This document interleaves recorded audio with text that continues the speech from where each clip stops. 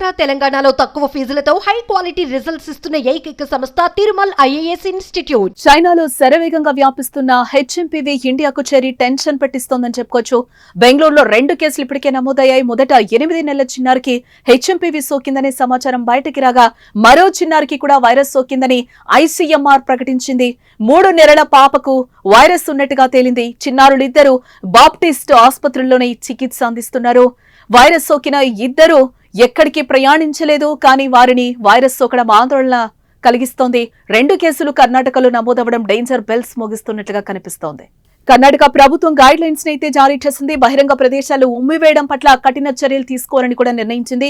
జ్వరం, దగ్గు లేదా తుమ్ము లక్షణాలు ఉన్నవారు ఇంట్లోనే ఉండాలని కూడా సూచించింది.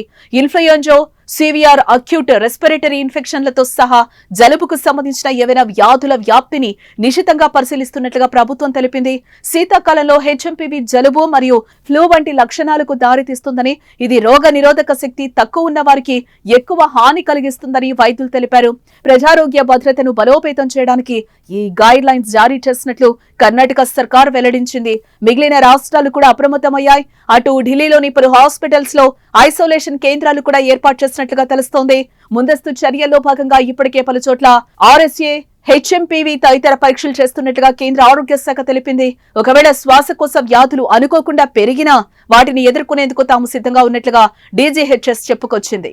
హెచ్ఎంపీవీ కేసులు చైనాకే పరిమితం కాలేదు. కరోనా తరహాలో ఇతర దేశాలకు కూడా వ్యాప్తి చెందుతున్నాయి. Netherlands, Britain, Finland, Australia, Canada, America వంటి దేశాల్లో కూడా వైరస్ కేసులు భయపెడుతున్నట్లుగా తెలుస్తోంది. ఇంగ్లాండ్లో శ్వాసకోశ సమస్యలతో ఫ్లూ కేసులు వేగంగా పెరుగుతున్నాయి. చైనాలో పరిస్థితి దారుణంగా ఉంది. హెచ్ఎంపీవీ లక్షణాలతో ఆసుపత్రిలో చేరిన వారి సంఖ్య 1 నెలలోనే 4 రెట్లు పెరిగింది. వేలాది మంది రోగులు చికిత్స పొందుతున్నట్లుగా సమాచారం.